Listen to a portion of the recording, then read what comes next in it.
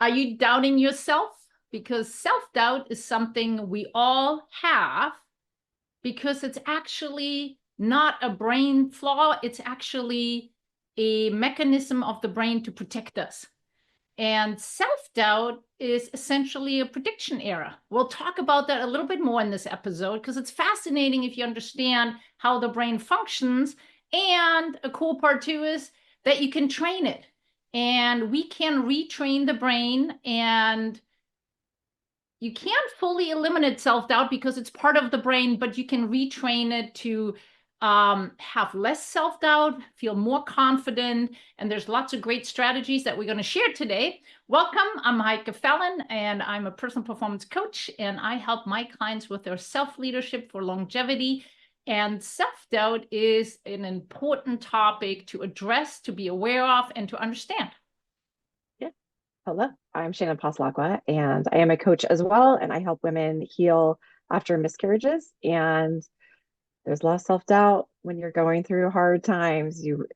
That's a time when you really start doubting and questioning all aspects of your life. So it's an interesting conversation. And like you said, there are tools that you can use to help us get through that self-doubt.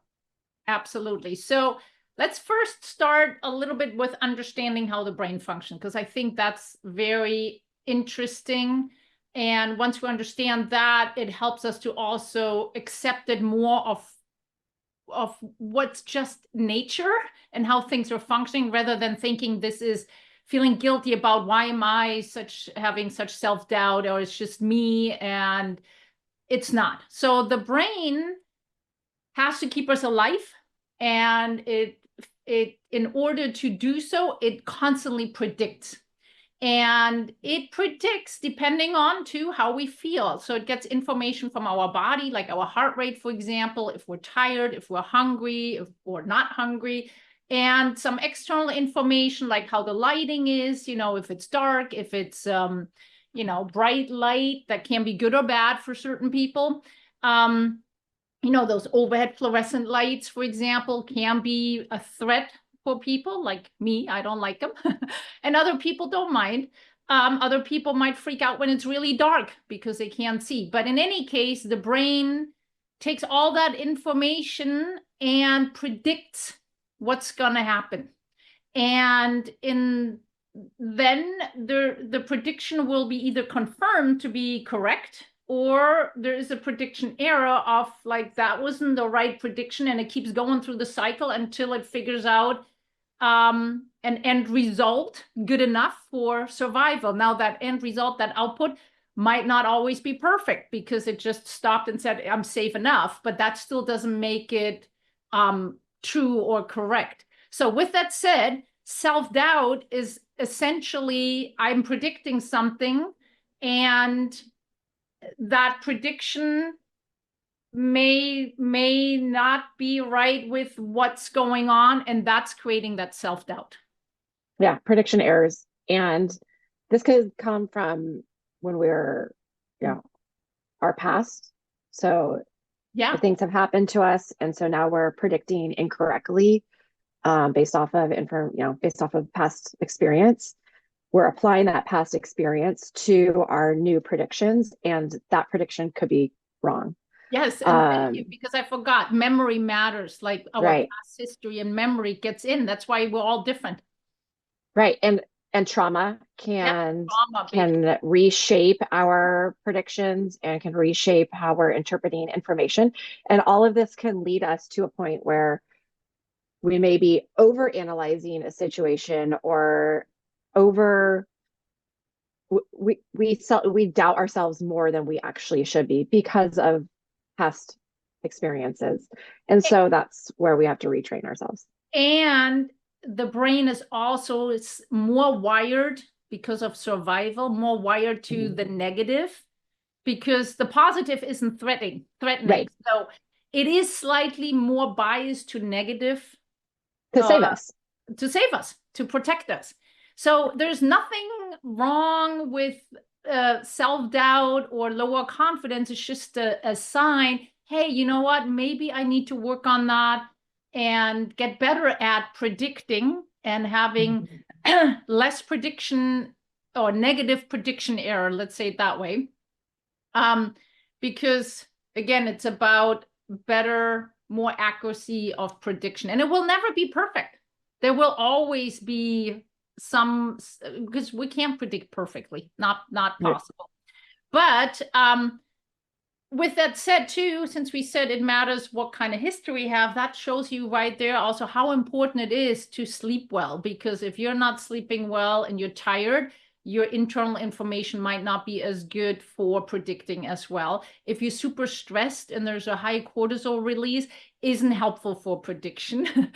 Diet matters, right? Depending on what we're eating, we do know that the gut does have a connection to the brain. So it can be like if people, some people are more affected than others, but sugar, for example, can be high intake of sugars or preservatives can have an impact on how our internal information is coming to the brain and interpreted. So diet can matter. So to know that there's these factors that can be addressed. So it's very important to kind of analyze and see, do I need to, how's my sleep doing? How's my diet doing?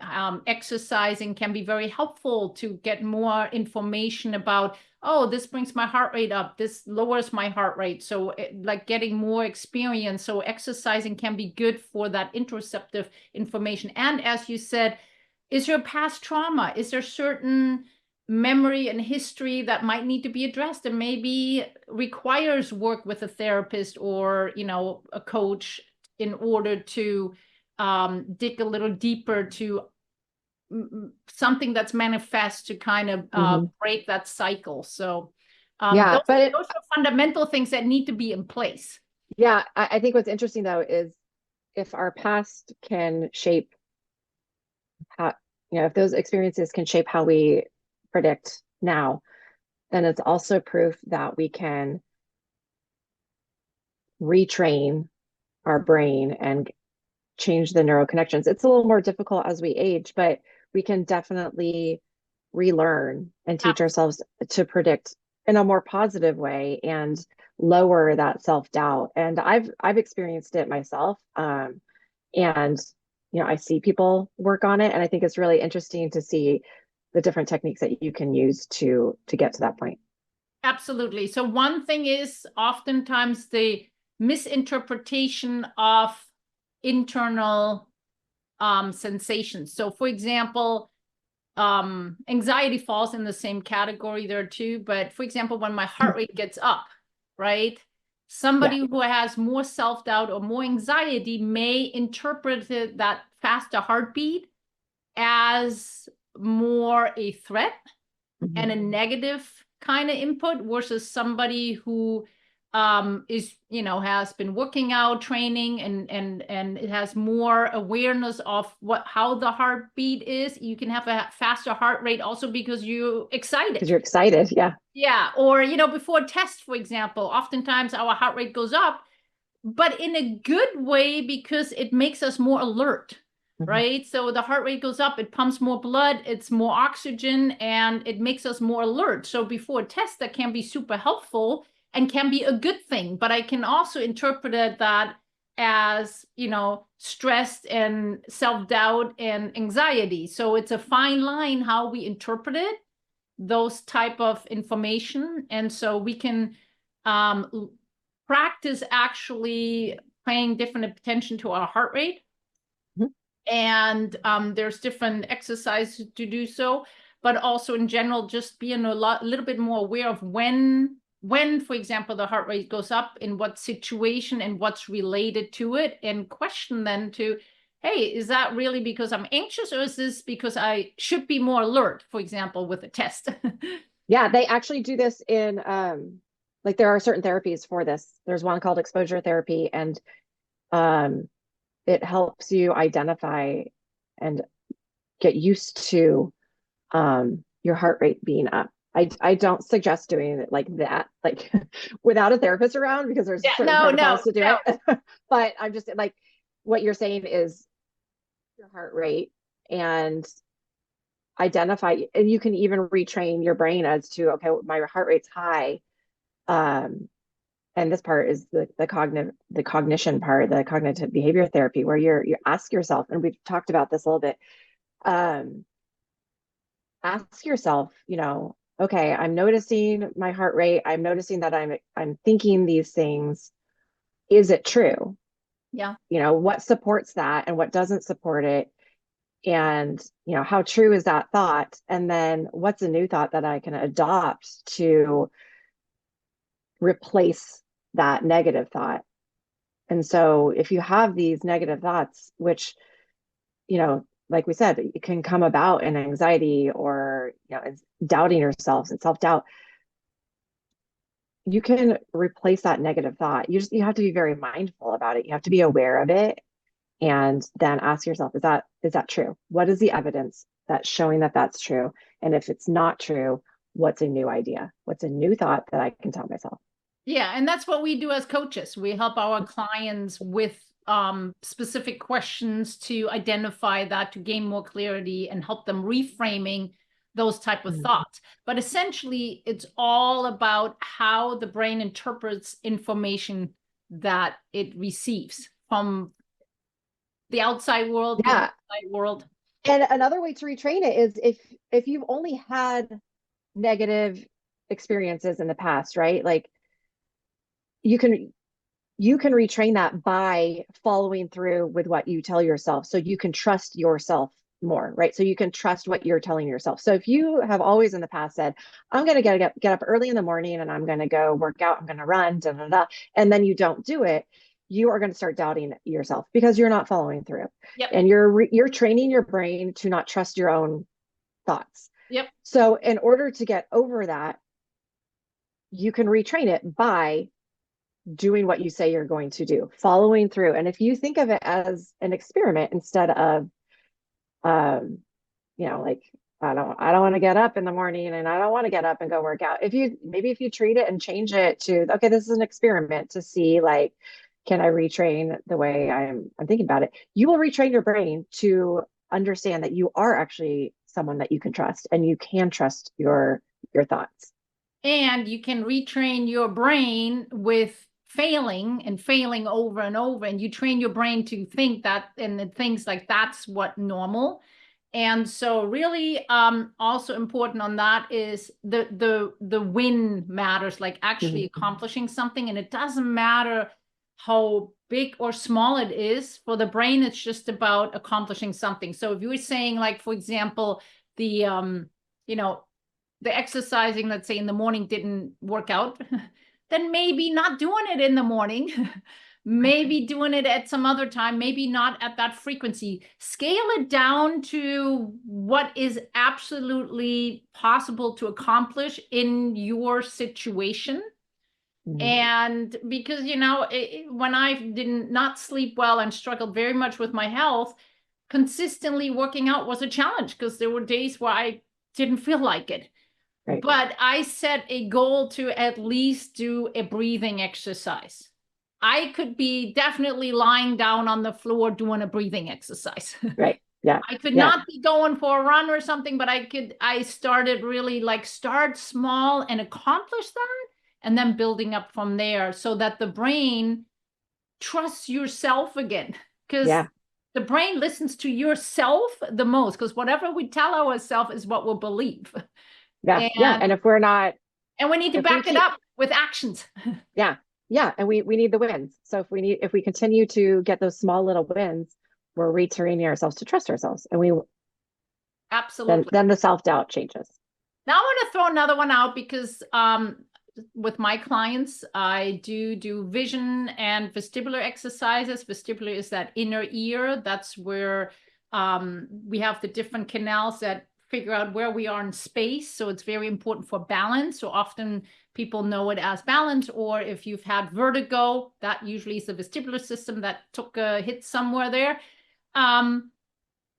Vision exercises aren't just for vision. Vestibular exercises aren't just for balance. All these systems are also very important information for your brain to predict well.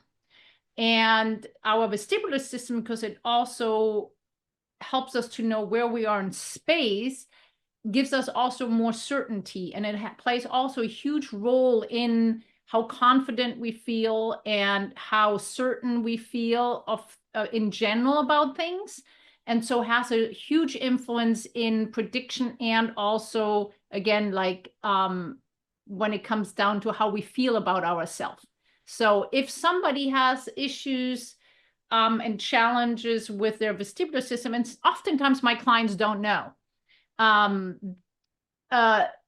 One little hint is usually, my question is always, do you get car sick? So if you get car sick, or you don't like roller coasters, you easily get sometimes dizzy. Those type of things are definitely a sign where the vestibular system might be weak. Usually scoliosis, people have a weak vestibular system. But even the people that, the clients that I see that do report anxiety, most of the time, I got to say most of it, but it's really 100% of my clients, my experience numbers of the thousands of people that I worked with over the years, have a vestibular system that's not functionally optimal. So what do you do about that? You do different exercises for your vestibular system. So for example, if I'm looking at my camera right now, because it's kind of my eye level, it might look that I'm looking up. But for example, just turning my head to the side and back like this activates my horizontal left canal if I'm turning to my left. If I turn to the right, it's my right horizontal canal. And then you got to keep your eyes on the front, because it's keep your eyes on the front. And so I'm like a gymnast trying to, or like a ballerina trying to turn. Yeah. Well, yeah. So that's, for example, activating the horizontal canal, right? And we can activate the anterior and posterior canals by doing diagonal. These things also need to be integrated, so not just done seated, but it need to be integrated in movement as well. So oftentimes they can be really exercise that can be more intentionally integrated into your gym workout, versus a lot of people maybe by doing the exercise they do and activating them, but not intentional. And so oftentimes they may not realize. Also, one other good thing is I've always have people come along that have that head tilt. And then because the brain needs more activation on the left. So it is possible like that they keep tilting their head because it changes how the fluid is in your vestibular system. And you tend to do this more often like that. And then people go like, oh, you're right. All my family pictures, I'm always like this. Not saying it is a vestibular system, but it can be, or is it definitely, for me, a flag going up, going up. Let's assess the vestibular system. Now, here's the problem. Once you do that, your brain, after a while, gets used to having the head tilted, so it will kind of get tight with other back muscles. So you might get a little stiffness and tightness in your back. But here's the other thing. If your horizon isn't straight, right, the brain thinks you're falling. So over time, the brain will adjust your eyes and rotate them to have the horizon straight. So now you have a problem, because now your brain does not know anymore how the horizon really is straight, which gives you more uncertainty, which also impacts how you're predicting, which also then causes you to self-doubt more because you thought it was straight, but it wasn't. So there's your little excursion on other body systems that are extremely important for information coming from inside. Yes, it is. Now, this is just one example. That's not everybody. Now, the head tilt can be from if somebody had a concussions or you know, whatever accidents. There's other reasons, but there's definitely a flag coming for me where I'm going, we need to assess definitely your visual system and vestibular system. It can be sometimes from some, especially the girls. Yeah. And always being like this. Highly recommend not. And it becomes a habit, but that habit turns into it affects your brain. The system's adjusting in order to keep us safe. So there, my brain is blown.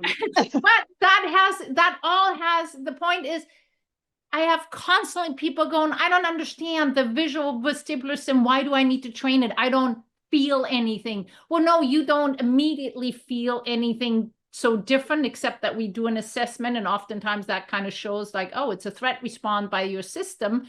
But the point is that those two systems are our number 1 and 2, actually, visual and vestibular system, in our hierarchy for survival. And that's the sole purpose of the brain, is to keep us alive. And if the visual system and the vestibular system aren't functioning optimally, it has an impact on how we're predicting. And coming back to, depending on how we're predicting influences how the level of our self-doubt, the level of our anxiety, and so on. That's crazy. Now, I mean, this is going to go off topic, sorry, but like, don't you think that we should be combining your experience and what you do, your services, with therapy, like with therapists? Yep. Because Yep. if therapists are focusing on, if they're doing cognitive behavior therapy, or if they're doing exposure therapy, or if they're doing, they're talking about your past, that should be combined with what you're doing. So this should be like a whole person.